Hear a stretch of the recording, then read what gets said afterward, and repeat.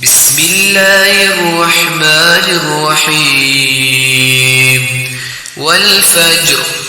وليال عشر والشفع والوتر والليل إذا يسر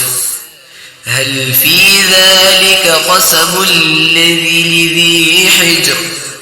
ألم تر كيف فعل ربك بعاد إرم ذات العماد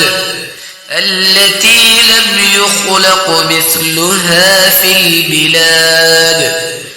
وثمود الذين جابوا الصخر بالواد وفرعون ذي الأوتاد الذين طغوا في البلاد فأكثروا فيها الفساد فصب عليهم ربك صوت عذاب إن ربك لبالمرصاد فأما الإنسان إذا ما ابتلاه ربه فأكرمه ونعمه فيقول ربي أكرمن وأما إذا ما ابتلاه فقدر عليه رزقه فيقول ربي أهانن كلا بل لا تكرمون اليتيم ولا تحاضون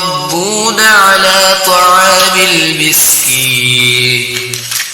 وتأكلون التراث أكلا لما وتحبون المال حبا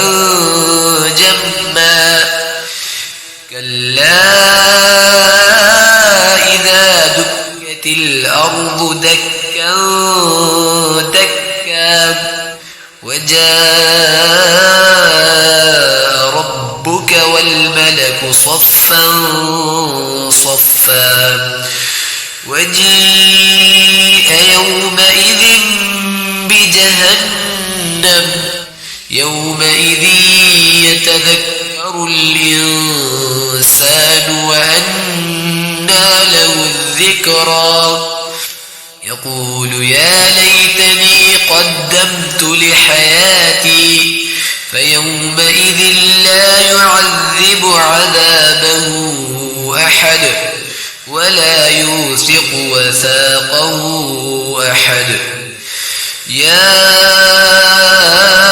أيتها النفس المطمئنة ارجعي إلى ربك راضية مرضية فادخلي في عبادي وادخلي جنتي